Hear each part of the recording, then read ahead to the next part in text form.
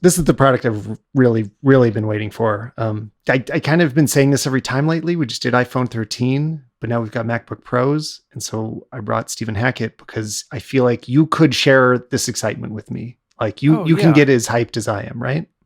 I was so amped up for this event. Like, I mean, they did the phone and, we had iPads and stuff, but I was like, okay, the Macs are left, right? And these MacBook Pros have been rumored for so long. Yeah, it's super exciting to finally have them. And this is the product that is my product, right? I feel like I keep kind of blowing my Apple excitement, my street cred of being able to say I'm not an Apple fanboy, because on the Mac Pro I got super excited, and on the Sure. M1 laptops I got super excited, and on the M1 iMacs I'm like, this is all amazing. Apple can do no wrong. Well, not can do no wrong, but they were doing very well. They were making me happy. Yeah. How many times can I just be like, yeah, they nailed it out of the park? But this is the one that is the laptop, the computer, the machine that I use for everything. hmm So I really mean it this time. I'm excited. I mean, that's what's so exciting about this whole transition, right? Is a sort of a once in a generation thing. We all remember, or at least I do, because I'm old, the PowerPC to Intel transition. And that was really exciting too, because we were getting these machines that are 2, 3, 4 times faster. And now we're doing it again. But some of the Apple numbers, we're early on in this, so not everyone has benchmarked everything. But the Apple numbers released are like 5, 6, 7, 8, 9 times faster on certain things, and that just doesn't happen all the time. And to your point, when it happens to like the machine that you use every day, like that's totally reasonable to get excited about. Yeah. Okay, good. Thanks for justifying Well, yeah, my we're feelings in the about this. same excitement boat here. Yeah. And I didn't make any notes for this show, but like where to start and where to go, because there's infinite ground to cover. So we're going to be all over the place with this. I didn't do a reaction episode of the podcast, which usually I'd like to do, but it's because I've just been actually really busy with production stuff. Which I thought actually I'd maybe start by talking about a little bit. I mean, it's not so much what you do, but I know you make videos, so maybe you'll also find it interesting. But it's where my head's been a lot lately, because we've been doing all this commercial production. Marco, who's producing the show right now, came with us as well. We were doing basically a full campaign of photo and video stuff for a mall in Toronto, and it was super interesting. Like I've got the reason tech's been exciting for a while is because it's allowing us to do types of jobs in creation that would have required a bigger crew so recently. And I knew that's not an original statement. Like we all know that, but you can see it in terms of what I was thinking about today as I was watching other YouTubers MacBook Pro unboxing videos. I was like, the average of YouTube has been visibly elevated in the last 5 years, since I really started doing YouTube seriously. Everybody looks better. Everybody's video is higher quality and sharper and better lit, and the audio is better. And it's because of the products.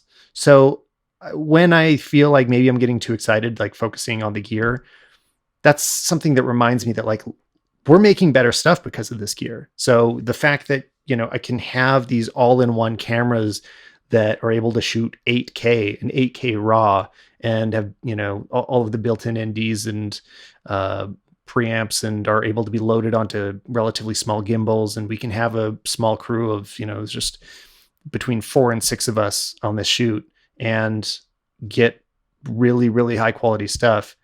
I don't know.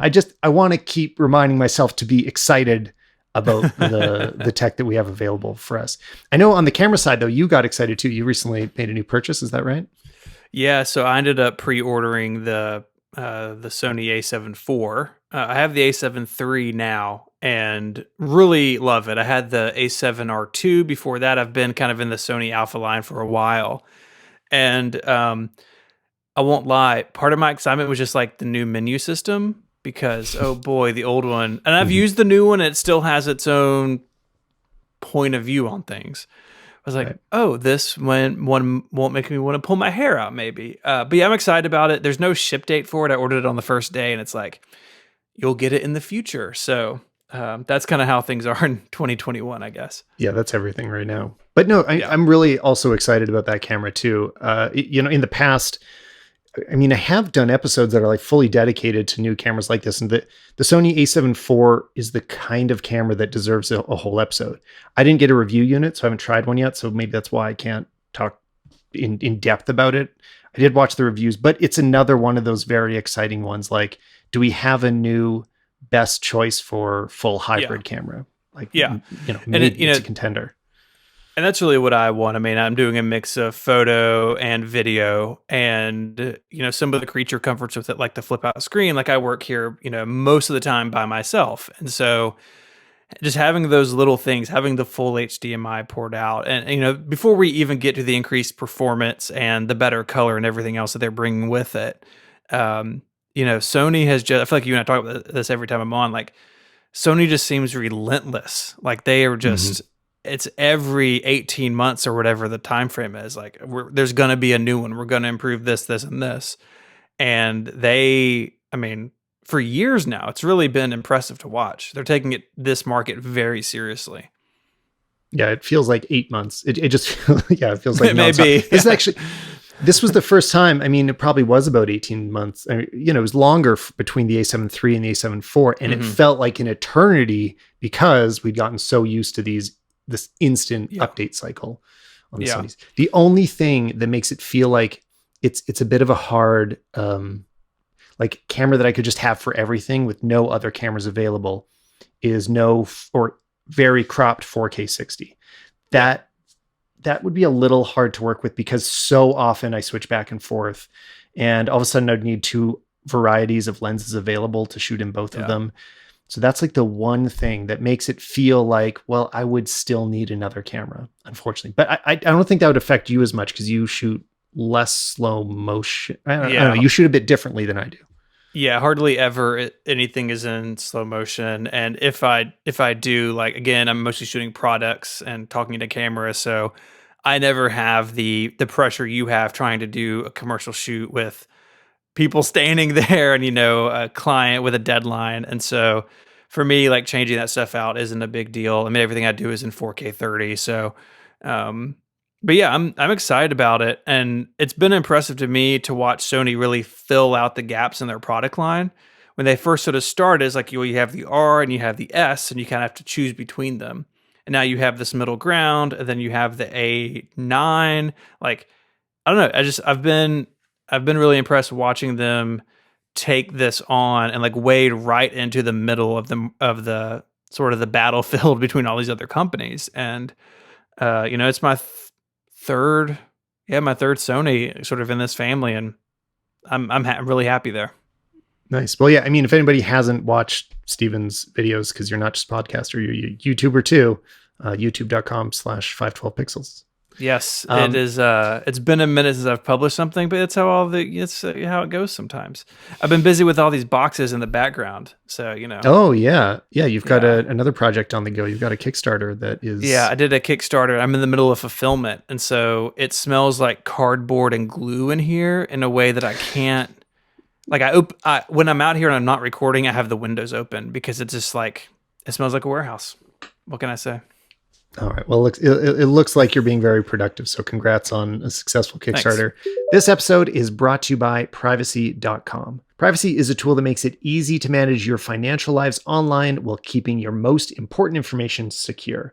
By generating virtual numbers, privacy masks your bank information, so you never have to worry about giving it out to people you don't know online. I know I've had moments where I've been concerned about my privacy. The best example is when my iPhone was stolen, and all of a sudden I'm thinking, wait, what information can be accessed right now? Like, all of a sudden you become very aware of anything that might be floating out there online. So having a service that gives you some of that reassurance that you don't have to worry in those stressful moments can be incredibly comforting. Take back control of your payments. Decide who can charge your card, how much, and how often, and you can close cards at any time. Plus, you can make sure that you are never accidentally billed twice or upgraded to another service without your consent. And Privacy is partnered with the good folks at 1Password, so you can create, use, and save privacy cards directly within your 1Password dashboard. All virtual cards created in 1Password have the same security benefits as your other privacy cards, and you can set spend limits, create single-use or merchant locked cards whenever you want. Head to privacy.com/Stalman to sign up for an account, and new members are going to get $5 to spend on those brand new accounts. Again, go to privacy.com/Stalman to check it out. And thanks again to Privacy for supporting the show.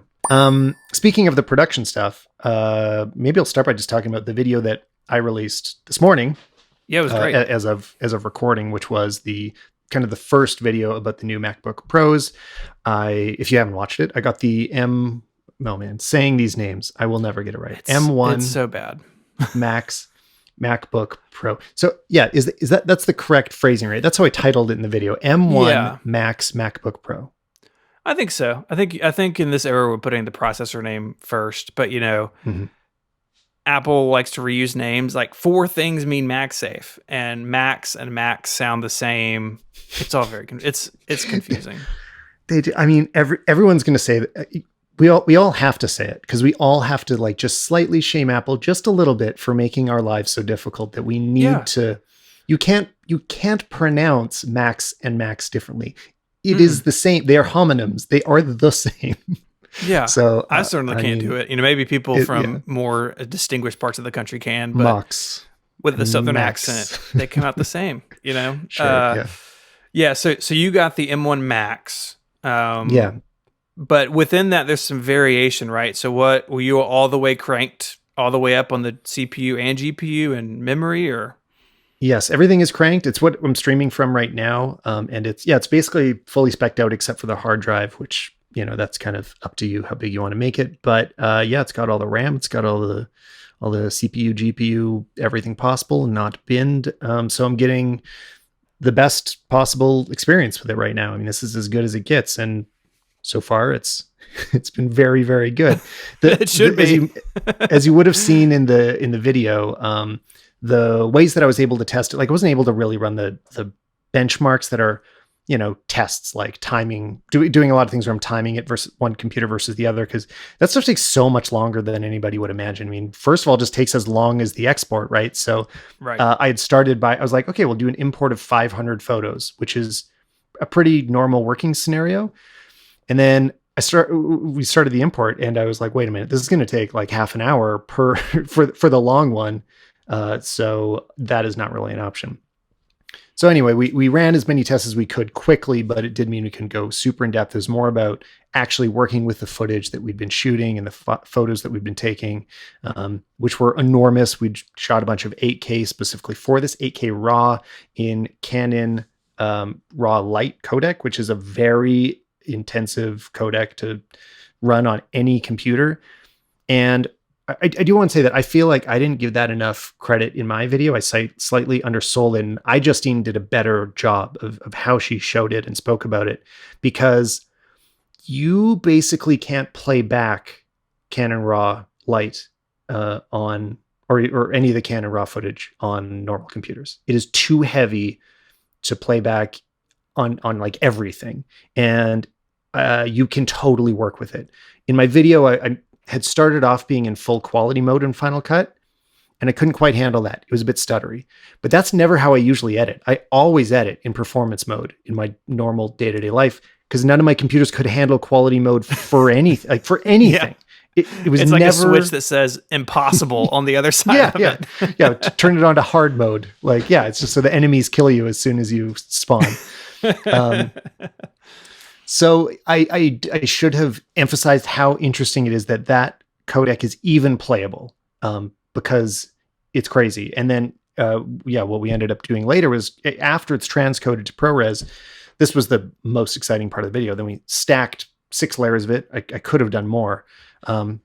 Played that in a loop, and then started opening every single application that was available on the computer. And the loop never slowed down. It just kept playing smoothly, 6 streams of 8K all at once. So that was the highlight of my day.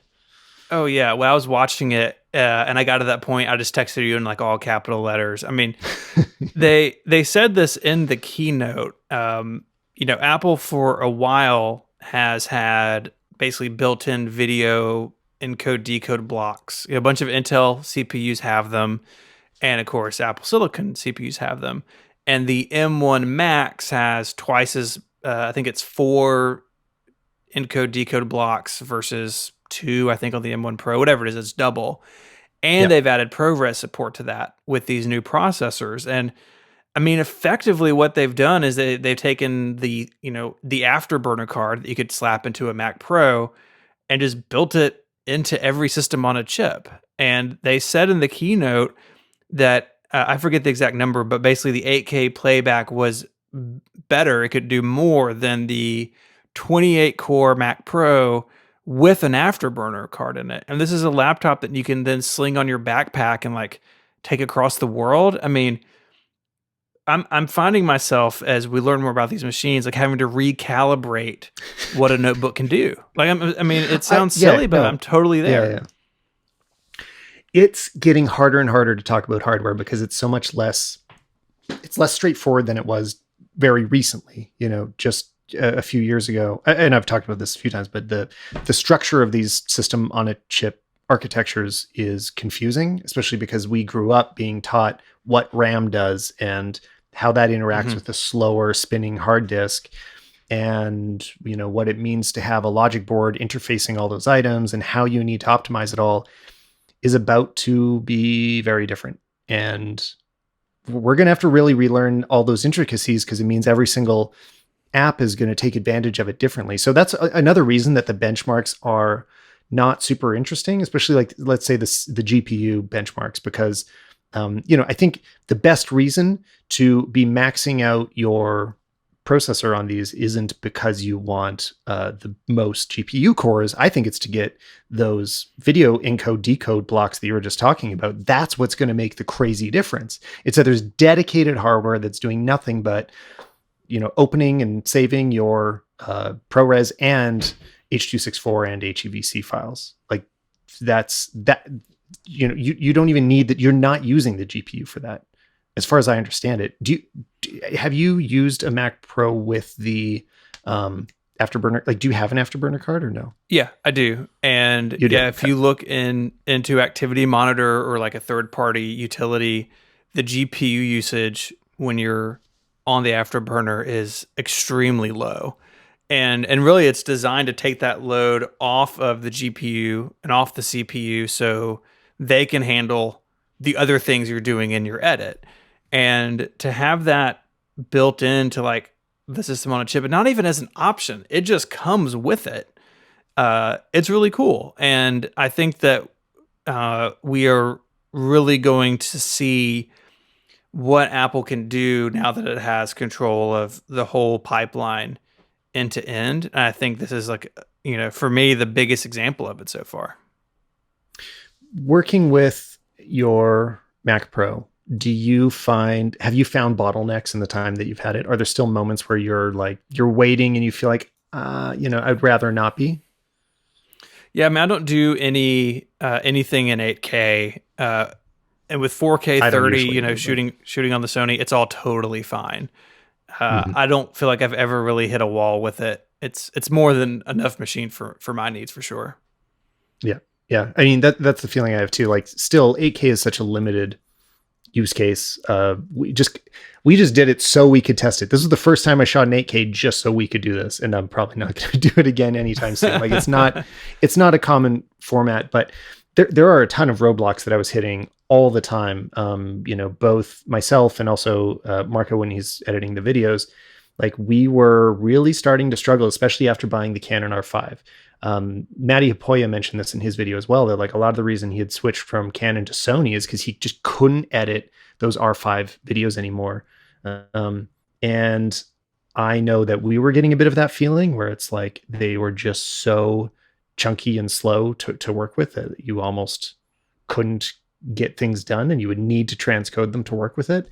So that's the kind of thing that this opens up. That's the important types of workflow that this will make available, is these great 4K cameras that everybody's using and everybody loves, but you needed to transcode them before. Like, that's not really viable and becomes a significant problem, like having to generate proxies every single time. The proxy generation takes longer than it would to edit. So having that real-time flexibility to just drop them into your project, start working. Nothing needs to happen in between. Or if you decide to transcode or generate proxies, it's going to be fast as well. One other spec that we left out, Marco was generating the 8K ProRes files. That was like 88 gigs of of 8K raw, and it took about 12 minutes to turn that all into the ProRes files. So also that, when you do need to transcode it, it's also fast. It's fast. And it's on a laptop. One thing that I'm curious about, and you're probably the best person to ask, because what I like about your review, and I know that you are probably exhausted from a very busy weekend. But when you're sort of in those heavy duty tasks, like what's the fan noise like? Is this machine getting hot? Because we've never really seen a high end Apple Silicon chip before. I'm feeling it right now. Because we're streaming off of it, right? And sometimes actually streaming is pretty heavy on any computer. There's definitely no fan noise at all, and it is not warm. Like the place that heat usually gathers is towards the back, and there's absolutely none at the moment. The only time the fans would really kick in is either a longer export, which we didn't do many of, or the transcodes. Definitely every time you'd start transcoding, put a whole bunch of files in there and say, okay, chew through these as fast as you can. It would always kick in the fans every time. But none of the exports did. Never working in Final Cut at all. Like none of the playback, none of the photography stuff turned on the fans. The only example is transcoding dozens of really large videos. So, that's great. For podcasters. I was going to say, it's hard to explain what it's like to have a silent computer until you have one. So for me, the first one was the iMac Pro in 2017. I had a 5K iMac, and I knew okay, there's certain things that I'm going to hear this computer with, right? And that's just how it was. And then I got an iMac Pro. It's like, oh, I never hear it. And now with the Mac Pro, I don't think I've ever heard the fans. And it's actually on a table next to my desk, kind of ear height. And it is such a quality of life improvement, especially if you're in production and your machine is doing things, while you're trying to record. It really is a game changer. I mean, I remember really common example is doing screen recordings. Like when you're trying to record what you're doing and the mic needs to be near your computer because that's where your face is, and it's the same computer that's recording itself. I've never been able to do that without the fans kicking in before, and you would always hear them, and I need to run noise reduction. By the way, if anybody hears any fans in this recording, we'll try to filter them out later, but it's the light that is near me. It's not the computer. Yeah, that is cool. And Apple said that in the keynote, hey, the fans aren't even going to spin for most everyday task. And sometimes Apple says things like that, and you're like, yeah, but what's an everyday task, right? Is that Safari? But then when I open Chrome, I'm going to hear the fans. And It sounds like so far, maybe if anything, they are over delivering on this. I would have figured that doing exports would have spun those things up. That really impresses me. This episode is brought to you by Flipboard. It is an awesome way to discover new content about any of your interests on your phone, your iPad, or your computer. It's an app or web client that basically gives you a magazine-like experience about the exact things that you are interested in. So not only can it suggest topics that are going to be relevant to what you've told them you're interested in, but you can follow specific things. Like, of course, I follow technology and Apple, so I can get all of the latest Apple news there in a really beautiful, easy to browse experience. And if you find an article you like, you can share that with anybody that's following you. So I would highly recommend you guys follow me out there and see what I've been posting lately. That's just flipboard.com/Stalman. But there's also great specific subcategories. So for example, in photography, they've added a bunch of new features lately. I could be browsing all stories, so just general photography interest, but I can narrow that down to things like the shot, which is just daily inspiration of amazing work. If I go into the video section, I can see great recommendations right now, I can see the live stream of this podcast is being recommended. Yes, I will definitely share that. And there's photo events, so you can sign up for local classes. There's photo of the day and community, just all these ways to engage with exactly the type of content that you are interested in, which I'm going to guess probably involves Apple photography, cinematography. So if you're into any of those things, again, go to flipboard.com/Stalman, find me over there and see what I've been posting lately. Thanks again to Flipboard for supporting the show. I've got to assume that's a lot of the reason this thing is so thick, but I spent some time on this because it is the first thing that strikes you. Like as soon as you're holding it, you're like, this is big. Like this is a really big laptop. Because there has been this connection of, especially with Apple, that it's like the future means thinner, right? This Yeah. is new, so it's thinner. There's this very direct, it's become almost an emotional expectation of like, this is what it means for a new Apple product to be in my hands, is I'll feel this slimness. And it got much bigger. Like it can immediately feel it. It's like, a quarter thicker or something, especially once it's on a table, because the feet are also pretty large. But all of that extra size must be the reason that it is able to do this. I assume. I don't think that the fans are just so much more efficient. I think there's just a lot of room for airflow. There's obviously some kind of heat sinks. There's just a lot of places for the heat to go in this very large enclosure. And again, I'm on the 16 inch. I know the difference is a bit smaller on the 14 inch. But I really want to get my hands on a 14 inch, like a base, maybe not like the lowest low end. I feel like it's kind of weird that it's not what they were talking about in the keynote. There's like a 14 that is below what they were talking about in the keynote. But let's say the one that the basics of the M1 Pro chip are based on. I want to get my hands on that and see, like, is this all you need for most pro workflows? Because I have a feeling it really is. Mm-hmm. Yeah, the thickness is really interesting. Because it's such a change of pace for Apple, but I also kind of wonder if they're building themselves in some future proofing, so they can use this chassis for, years to come. So when we're on the M3 Pro or M3 Max, that they still have that headroom for it to behave the way that it wants to. I did order a 14 inch. The 16 is just too big for me. I mean, it's a secondary machine, and I don't need a laptop that big. And so I am too curious about how the differences are going to be, because I can tell you on the Intel MacBook Pros I almost said back in the day, they just quit selling the 16 inch like way 4 days back ago. Yeah.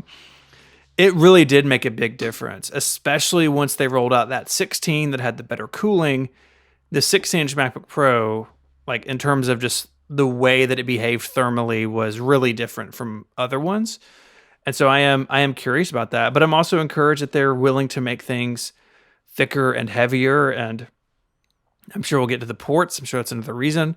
But the thought that I had in watching this keynote, and then again today watching all the hands-on stuff, is thinking back to that Mac Pro roundtable probably 6 years ago now, where Apple said, "Oh, we are going to make a Mac Pro, and we're going to make a professional iMac." And we had that, but then we had these years of like really bad MacBook Pros in hindsight, right? The bad keyboards, the limited ports, the touch bar, really thin enclosures, pretty bad thermal performance. And it's like, I feel like these MacBook Pros almost came out of the mindset that led to the iMac Pro and the Mac Pro as well. Like, yeah, pros need certain things, and those things can be different than what consumers want. Like, Apple go nuts on a consumer notebook, making it thin and light. That's what people want, right? If you're taking a laptop to and from work, to your office, or to school, thin and light is great. But professionals need and want more, and we don't care so much about the thickness and weight. We prioritize other things, and I finally feel like Apple has begun to set different priorities on different machines for the first time in, close to a decade, probably. Too long.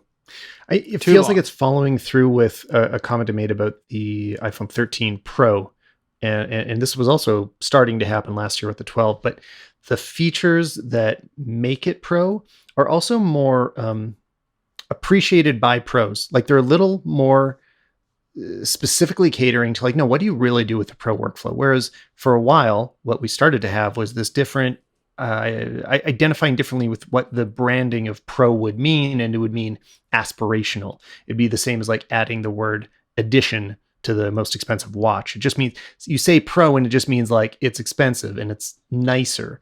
But now the things that they're adding, and a great example on the iPhone is ProRes, for example. ProRes is such a pro feature. Like it eats up all of your storage. Even most professionals don't need it. Like it's a very niche pro requirement to record to such a large codec. But doing that and making it exclusively available on the pros is recognizing that there are people that do this for work and are happy to make zero compromises if it means a larger size, or it means, I mean, that's that's the biggest thing, or having more ports, which is not a compromise. But basically, all of this just leads to the single trade-off is the computer being bigger. Like, that's all that we were losing all those things for, is to slim the computer down and to simplify it. So like, basically that first impression I had of like, oh, the whole thing feels really large right now. That's what we were trading off all those years. The slimness was a way of allowing us to I don't know, go in a direction that I'm very happy we're not going anymore. So yeah, I don't know. It's a good year to be a pro. I just recently rewatched that 2016 MacBook Pro keynote, and what really jumped out at me, knowing now, what we didn't know then of how that generation of machines was going to play out. The thing that killed me was they say, hey, the MacBook Air is still there. This was before the MacBook Air was Retina, before it was good again. It was that really old MacBook Air. They're like, oh, and the 13-inch MacBook Pro is actually smaller than the MacBook Air.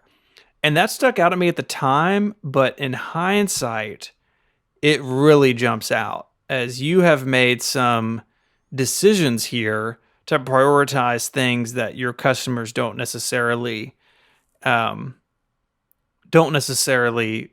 care about as much as you think they do, and at the cost of performance and capability and quality of life, things like fan noise and heat.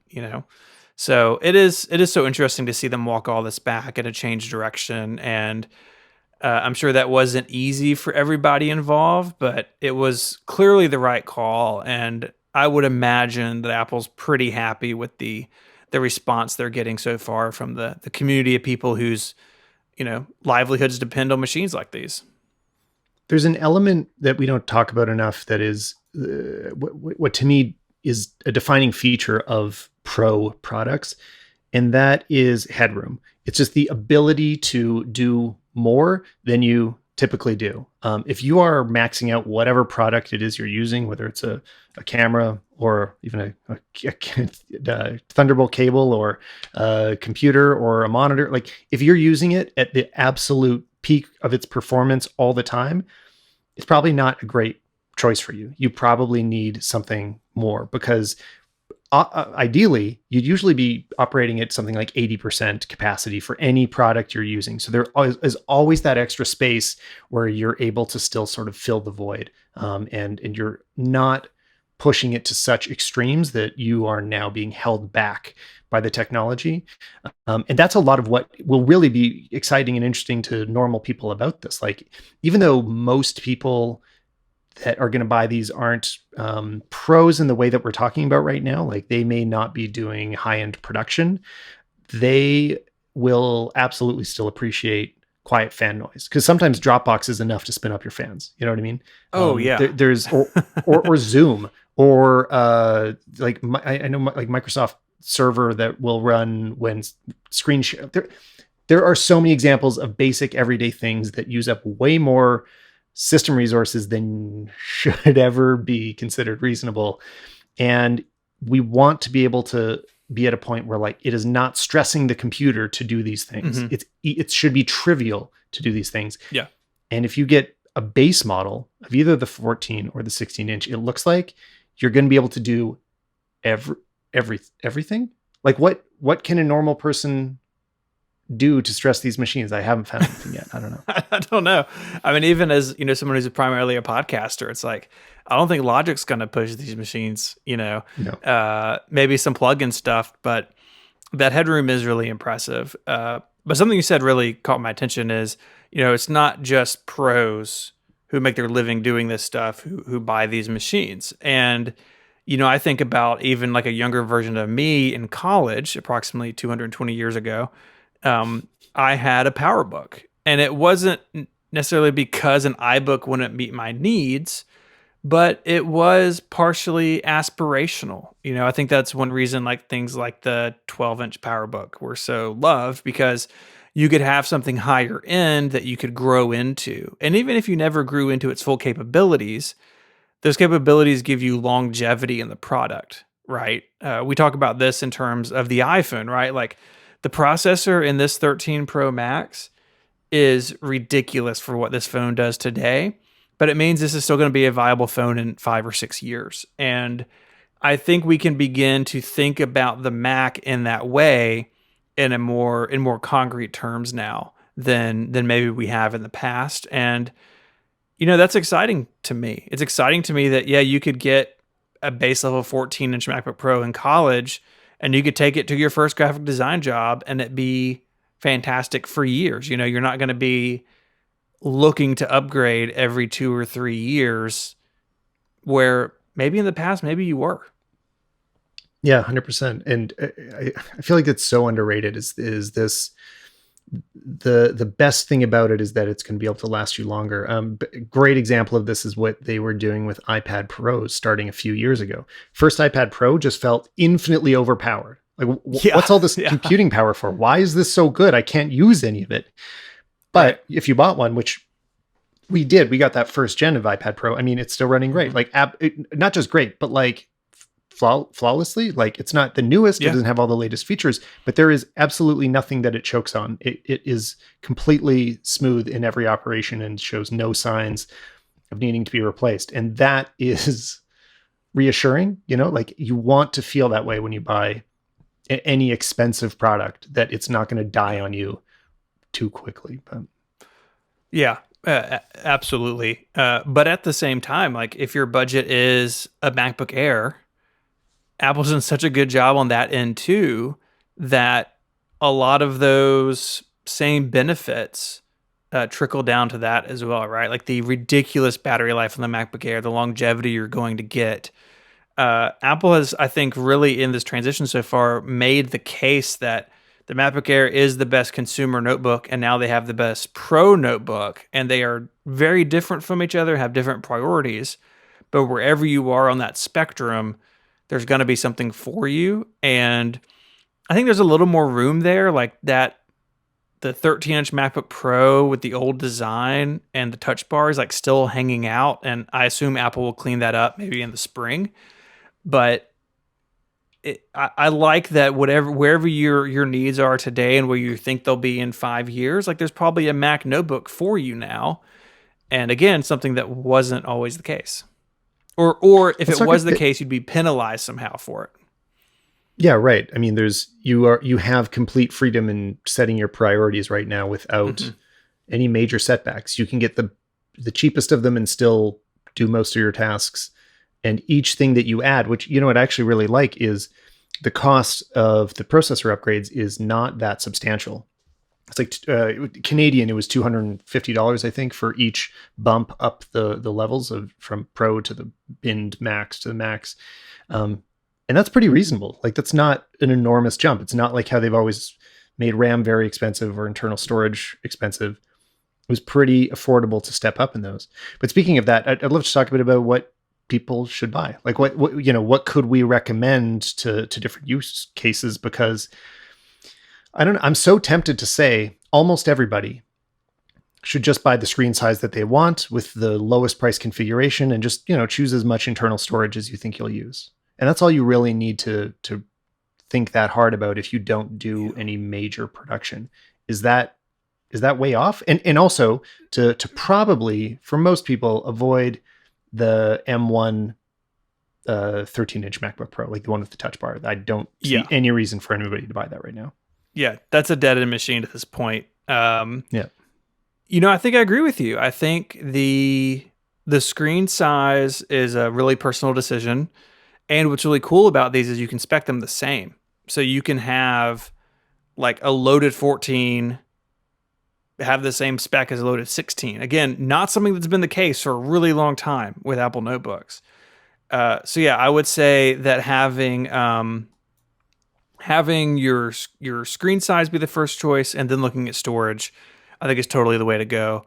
And if you have a situation where you have a specific need where you're going to be doing something like, I'm not doing video editing now, but I want to, like, maybe purchase with that in mind.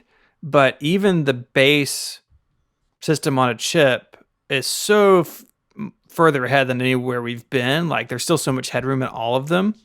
I think you're totally fine focusing on screen size and storage space. Totally.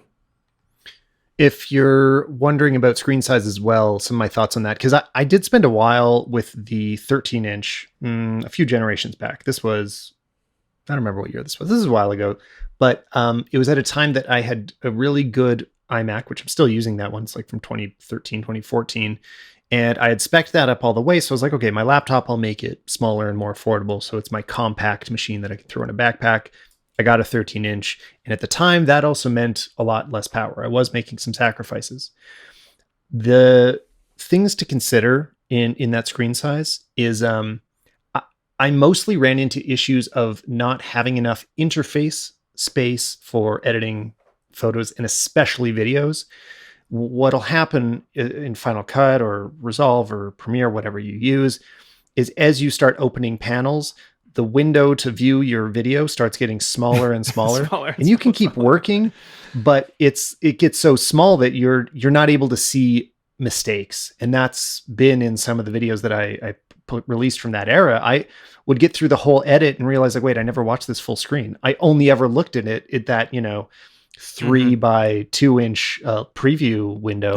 And I just wasn't aware that, there's all this banding or, there's this, that shot was out of focus or whatever. Like there's just things I just wasn't seeing. It's the same as sometimes I only monitor and edit listening to my MacBook speakers and I miss some audio problems, right? If you don't look at it big enough, things will be hard to spot. And especially because you need to have controls available. The whole screen isn't always showing you the content that you're working on. So all that's all just to say, like, if you're not going to be using an external monitor very often, that's a good reason to go for the 16 inches. Just like if you just need access to all the stuff in your app at the same time, it can be a pretty good reason to do it. But if you are more of a docker where you're, just like plugging into a 27 inch, hopefully an Apple 27 inch soon, or the LG, that's what I've been using. Then the 14 inches, like you say, going to be amazing because you can spec it the exact same way. So, yeah. I think the other thing to consider with the screen size is that it does come with a battery life difference, right? So I don't think we have a lot of hard numbers yet. The 14 will get less battery life. It's just a smaller battery, but the 16 is literally as big as you can put on an airplane in the United States. Like they can't make the battery any bigger. And so if you're really looking for, like, say in your party list, longevity of battery is all the way at the top, then like the base model 16 may be the way to go. It's going to be a little bigger and heavier in your bag, but you're going to get the maximum battery life out of this range of notebooks. And again, we'll see kind of what the numbers are in the coming days, but I would suspect the 16 will probably get, even if it's looking at Apple's numbers, it does get a good bit more battery life. Yeah. And so I mentioned this in the video. I did edit the entire video on one battery by mistake. I wasn't really trying to. Like I was plugged in as I started. Like I downloaded the footage plugged in because I thought I was going to have more time to sit there. But then we ended up starting to travel, and I had to so it was just like checking out and sitting in the lobby and editing on the airplane and just like trying to get this video out, and didn't have a chance to charge it again. And I was all the way home and still working on it and getting ready to export. And like, wait a minute, I still have 30% or 26% battery left, which was enough to do the export. This was a pretty simple video. It was in 4K. There's no crazy effects going on. So not that complicated, but it still was, that just wasn't even, you wouldn't even think about it before, right? Like that was not an option. And now it is. So you will still for sure kill the battery. Like that was, I was closing it in between. The whole edit probably only took me, I don't really know. I shouldn't guess, like maybe 4 or 5 hours. It wasn't like, 15 hours or something. You're not going to get through a whole day if you're doing production style editing. But you have that headroom, you have that safety. And if you're just working on documents, and just like making calls or watching Netflix or whatever, it is going to give you that insane battery life that Apple talked about. I don't know. I'm just gushing and to have so many good things to say about it. Well, let's bring you back down to earth. Is there anything on this machine that sort of takes a little wind out of your sails? Like, are you Oh, super anti-notch, or do the feet bother you? Like, is there something that you would want them to address next time around? I'm really glad you asked that question because it's so hard for me. It's hard for me to even think straight. But yeah, okay. So one thing I want people to remember before they pick up this computer and it's like I'm assuming they've already ordered one. But as you watch all these YouTube videos, there can be this feeling of FOMO if you don't have the money to order one right away. It can feel like I need this. I need this so badly to do my work, and I'm not getting one, so I'm being left behind. But if I did, it would solve everything. It would be more or less magic. Just remember, like that, it's not magic. When you launch it, you launch Final Cut for the first time, you start opening some projects, you still do wait for things. Like there are times where it's like, oh, I'm watching a spinner. You saw in the video that in my video, I was doing some Lightroom tests. The software is still really holding us back there. I'm kind of guessing that it's the software, but it feels like the lack of optimization means that we're not getting the jumps in performance that you would hope for if this was a metal optimized piece of software. And the reality is that we're still Adobe working app? What are you talking about? Come on. Gosh. Well, I mean, that's what I'm saying. It's like we're still stuck with it. Like it's either Lightroom or Capture One for most professional work, and that neither of them are, they're not like Final Cut. They're not amazing. They're not like if Apple was still developing Aperture. I assume it would be like that. We do have some great options out there. Affinity does an amazing job, and Pixelmator, but I haven't been able to dedicate the time to learn new software, so I'm not using either of them, and neither of them have a Lightroom competitor. There is Luminar, which is it's cool, but it's not targeting professionals. Like it's more about really high quality hobbyist stuff. So it's not dedicated to this complex workflow that we usually need to work with. So we are still limited by the actual software that is important to your work. So if you happen to be using, or same with if you're working with Premiere, you're not in Final Cut, then all of this excitement about like, wow, it solved everything may not apply to you, because I've heard there is still some stability issues with Premiere in M1 working environments. So it does run fast. Like the optimization is still somewhat accessible to the software, but it's not rock solid, and you're going to find crashes. I know Sarah Dici has mentioned this, that Premiere is having a rough time during this transition. So yeah, I don't know. Those are some of the things that would still bum me out. It is really large. That is actually a downside, right? Like it enables all these new features, but it is a downside that it's big. Anybody that was watching me on Twitter before the announcement, I thought the notch was like a dumb rumor that wasn't going to come true. I'm like, this looks so stupid. This can't be possibly. People are making fun of us, and then it happened, and it is kind of dumb. Here's some specific implementation issues with the notch that I do not like. If you're not running in dark mode, I think it looks much worse. I've just been in dark mode since I got it, but there's nothing to just easily completely hide it, which is what I would do. Like I want to just draw a black line at the top of all my backgrounds now, because when it's black, the notch doesn't exist. You can't see it at all. So if you go into full screen mode, there is an option in settings where you can make your whole top bar completely black all the time. It is black all the time if you're in full screen mode, but you can make it so that the menu is visible while you are in full screen with that black menu at the top. So it can feel like, oh, the notch disappeared, everything's completely seamless. But that setting also applies to videos. So now if you full screen Netflix or Apple TV, you still see your menu bar at the top all the time. So it's not a solution at all. So I don't know. It just feels like they've changed something that affects macOS quite a bit and not done a lot to, really make it feel totally at home in the interface. You've probably seen some of the screenshots where the menu bar expands past the notch. It looks terrible. I think everybody's going to have to install a utility like Bartender now to make sure the right side of your menu bar isn't expanding all the way over to the left. I mean, like you could just have them meet in the middle. I don't know what happens if they collide, but you're going to have to find a way to hide some of those things to the right. So there's my gripes. I'm sure there's more, but yeah, I think the notch thing. I mean, mine is coming tomorrow. I would imagine that if you, under the right circumstances, it does fade away like it does on the phone, right? Like when's the last time you thought about it on your phone? And I imagine too that some of those application developers who are sort of slamming into the side of the notch, maybe there's an opportunity there to rethink your menu system. I don't want people to go so far as like to get rid of menu bar items or group them in weird ways. A lot of professional tools just have a lot of menus, but I think there may be some adjustment there on developers' parts, especially on the 14-inch, right, where you've got less horizontal screen real estate, so you're more likely to collide with it. But yeah, Bartender's basically been reverse Sherlocked. Like, that guy's gonna have a great quarter this quarter. I'm happy for him.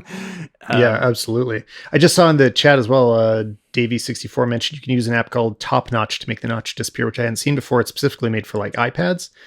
But yeah, there's just this opening in the utilities for like make the notch as invisible as possible.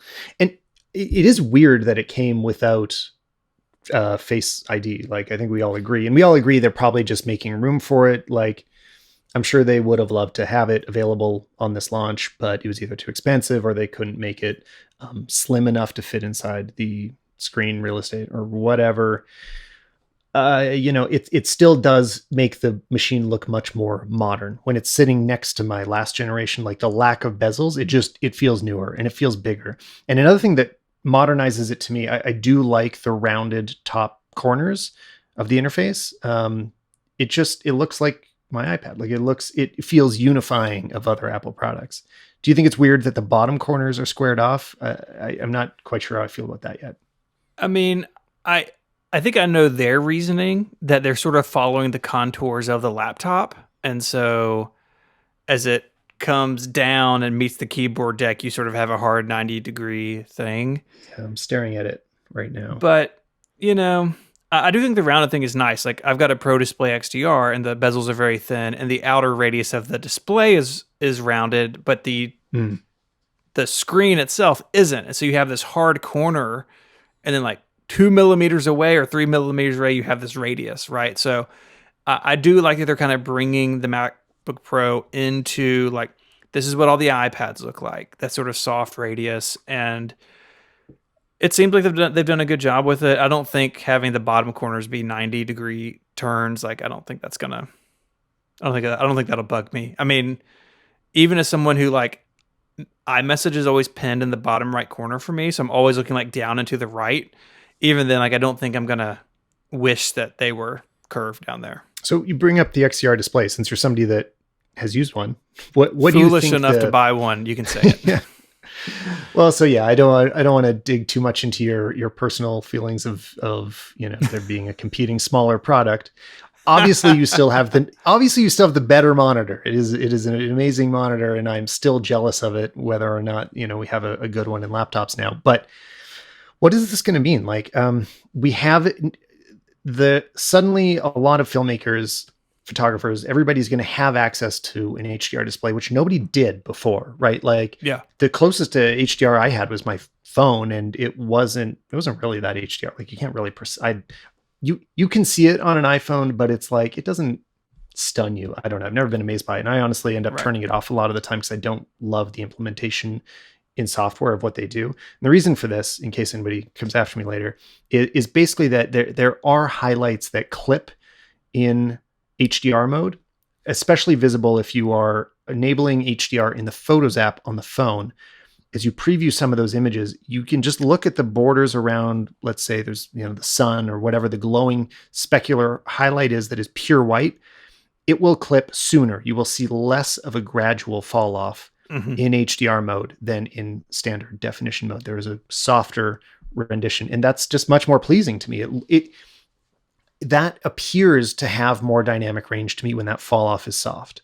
So it's that those little details have made it hard for me to really get excited about the consumer level HDR implementation. And it's also hard to work with. It's hard to mix and master. But okay, so now our professional working machines can now support this. So now in the middle of our Final Cut workflow, we can decide to bring up those clipping highlights to those specular highlights, right? Which, again, if people don't work with images themselves, usually what you want to be HDR is whatever would always clip. So another good example would be if you film video of waves in the ocean. There's all these little points of light where the sun is reflecting at 100% brightness. You are seeing something more or less as bright as the sun. So of course your camera isn't going to be able to capture it at the same luminosity as the waves, right? The waves are much, much darker. So it'll always be blown out in all these little points. And if you make those points into the HDR range, so brighter than all the rest of the screen, it can give it this magical sparkle, right? That can be really, really interesting, but we need to all have practice in how to master for that so that it looks natural and it doesn't have that clipping feeling that's always bothered me. So yeah, it makes me optimistic that like, okay, we're all going to be able to spend more time doing this. We're going to be more aware of what our content looks like when we're mastering for HDR, and more people will be able to view it because I think a lot of people are going to buy the 14-inch entry model of this as well. So I don't know. I'm just, it's democratizing what formerly only the Stephen Hackett's of the world were able to experience on their big, beautiful monitors. But yeah, and even having an XDR for however long I've had it now, like I don't come across HDR content like out in the world all that often. And that's going to change. I think one reason it's going to change is that you can just record it with your phone now. And even when did they add HDR recording to the phone? Maybe 3 years ago, 2 years ago? Yeah, 2 maybe, yeah. It was like, it wasn't a thing most people had access to. So that 12. democratization, like you said, is important.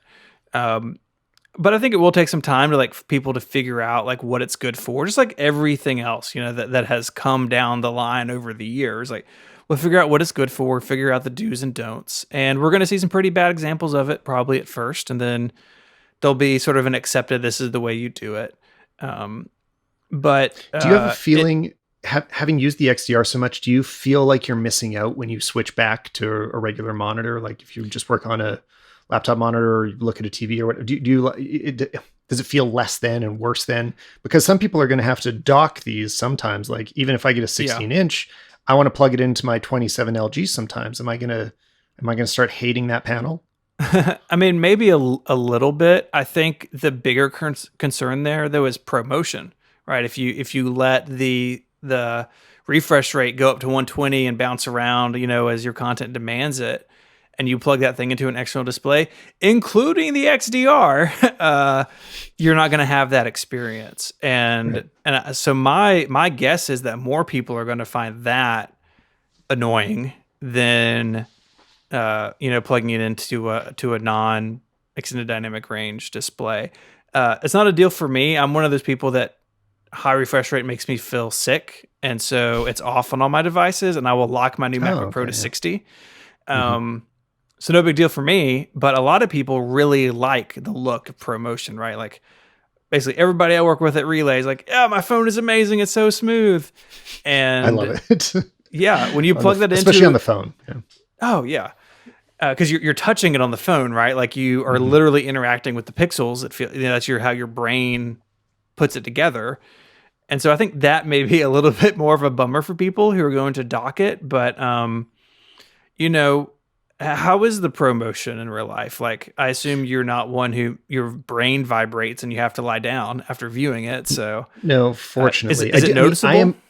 I'm a motion sick kind of person. Like I do get motion sick with, especially like car rides or boats, but it's totally fine for me.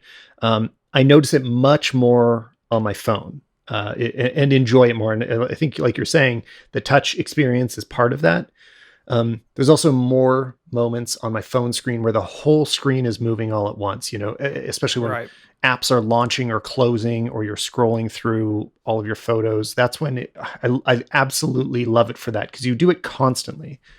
Whereas on the computer screen, you see it when you minimize a window, it's very visible, or if you're in an application scrolling through images, again, like those big changes, but there's less opportunities for it to really jump out at you, and very little content is even created at 60 frames per second. So I feel less passionate about it on the screen, and I'd probably be happy to fix this at 60, and it wouldn't bother me as much as where I got used to it on the phone almost immediately, and I never want it to go away on the phone. I really love it there. An idea that I thought was interesting, I'd like to see this. I think it was on on MacBreak Weekly. Alex Lindsay was talking about horror films in 120 frames per second, and that's the use case for it. And like, that's actually interesting because, a lot of the reason I like 24 is about, that like the artistry of cinema, like just, it feels more authentic to the storytelling or whatever. It takes me away in the right way when I watch slower frame rates in a regular movie. But with horror, being directly there and having a window that feels like you are only inches away from the action can be very effective. And I'm like, yeah, that's actually interesting. Like that could be a moment where watching 120 would have an additional effect. And it's obviously same with sports, but I don't watch sports either. Yeah, I mean, look, most of the sports world isn't even at 4K yet, so they've got a while. Yeah, remember, like, I think it was last year they were going to do the Super Bowl in like HDR, and it was just a hot mess. I mean, right? Yeah, we got a ways to go there. What do you think? Do you think HDR?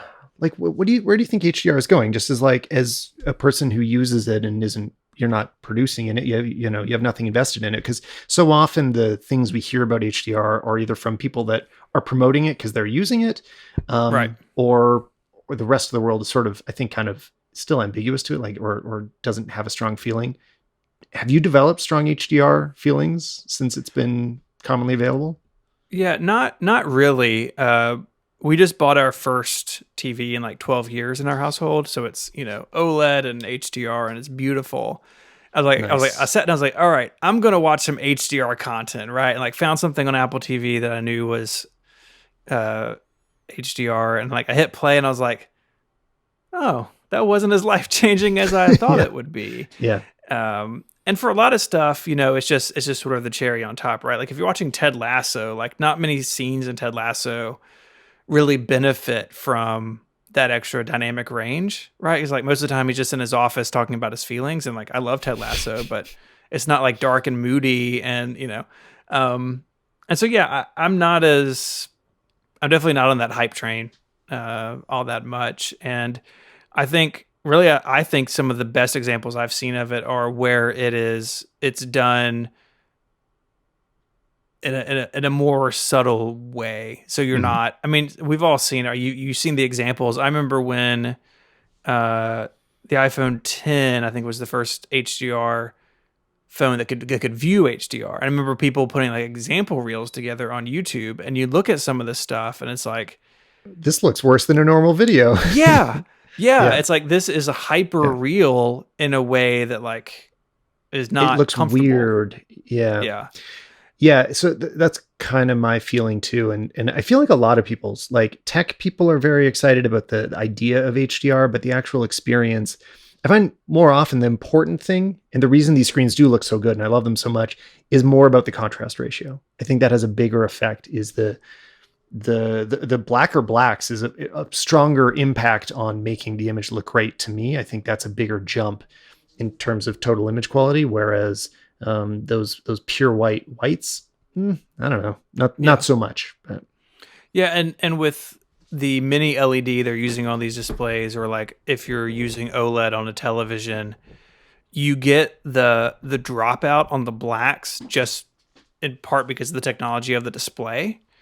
And I think that even undercuts sort of the need for it a little bit more. Like even SDR content on my new OLED TV like looks better than it on the LCD because of the way OLEDs actually work. And that I'm really interested to see on these machines too. I don't have a 12.9-inch iPad Pro, but I've played with one with the mini LED display, and it looked incredible.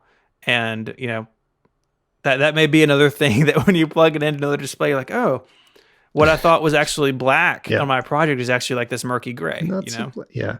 I mean, this is what's so important about this stuff, is this ability to perceive what you're working on. I mean, it's part of the reason having a bigger screen is helpful, or having better headphones is good for mastering audio. Mm-hmm. It's like, it's just seeing what you're doing as accurately as you can, so that as you shrink it down for other people, like they're probably not going to be watching it at that same level of quality, but they're definitely not seeing a mistake that you made and you couldn't see as you are working on it. And actually, so yeah, this is another big change that I think it brings in Final Cut, is now I can work in full quality mode, which I couldn't before, right? I always had to have performance mode, but it means that I can play the footage and see full sharpness at the same time with all the grading and everything applied to it. And it was always before I'd like have to kind of squint my eyes and be like, well, it's playing back at half resolution, but I can imagine what this would look like in 4K. But it's not even close. I mean, it's much blurrier and fuzzier.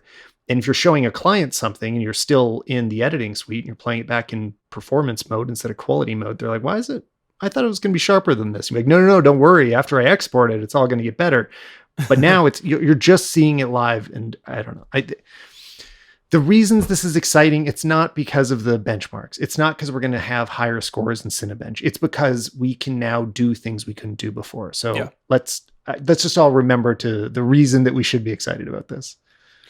Yeah, I mean, the computer really at the end of the day is just a tool, right? To do your work, to have your creative project come into the world, or whatever it may be. And the more capable that tool is, the more you can get closer to your vision of what that project should be, right? Like I remember it being so frustrating when I first started out of like, I know what I want something to sound like or look like, but I could picture it, but I don't know how to get there, right? Yeah. And then it became for a while, well, I know how to get there, but man, that like my tools are holding me back, right? So you start upgrading cameras and lenses and microphones and computers. And I really feel like we've turned this corner in the last couple of years where, I am not stressing out my equipment the way that I used to, because I've been able to, and the technology has come down to a price point where like, yeah, I can like have this nice microphone, have this nice computer. And as Apple continues to push this stuff down the range, like that becomes true for more and more people in more and more cases. And like, that's where Apple is at its best, right? Apple at its best is creating tools for everybody to do whatever they want to do with them. And for a long time, Apple just like self-sabotaged that vision on the Mac. And they've turned this corner now. And these MacBook Pros are a huge part of that story. And so that's why I'm excited. Yeah, I'm excited about these machines in particular, but I'm much more excited about the another dot on the line we can draw about like the arc of the Mac in the 2020s. And there are more to come, in the next year or so, but man, like just Apple making really good tools for creative people, like that's what they do. And I feel like they finally remembered it this time around with the MacBook Pro. There's a really common take in the comments that I think is just totally wrong. I've been seeing this across YouTube all day and also on Twitter as they were getting announced. It's like, well, this is all great if you are a millionaire and if you can afford, and this was one of the tweets, was like a $9,000 machine. Like, I don't even know if you can spec this to $9,000. I just think that's wrong. That is not the appropriate take. The great thing about this is that it's like, even though I know the base model it is a little bit more expensive. I think it's like $100 or $200 more than they used to be. All the prices did come up a little bit. We didn't get cheaper machines here, but this has made a truly high-end pro machine cheaper. It lowered the price of getting effectively Mac Pro performance. To me, like this has meant you can spend less money to get a much more performant machine, and more people can be working on professional grade projects without spending $9,000, without even spending like, I usually think about a baseline of like, this is what I expect to spend about $5,000 on a working computer. That's like the rough budget I always have in my mind. I'm like, yeah, I got to spend that much. That's probably still the budget I need to have available for this year, but you can do most of the types of work that are expected for basic photo and video production right now with a $3,000 machine, a $2,500 machine probably. So that's much more interesting about this to me than the fact that there is a $7,000 configuration that some people might buy, but most people won't.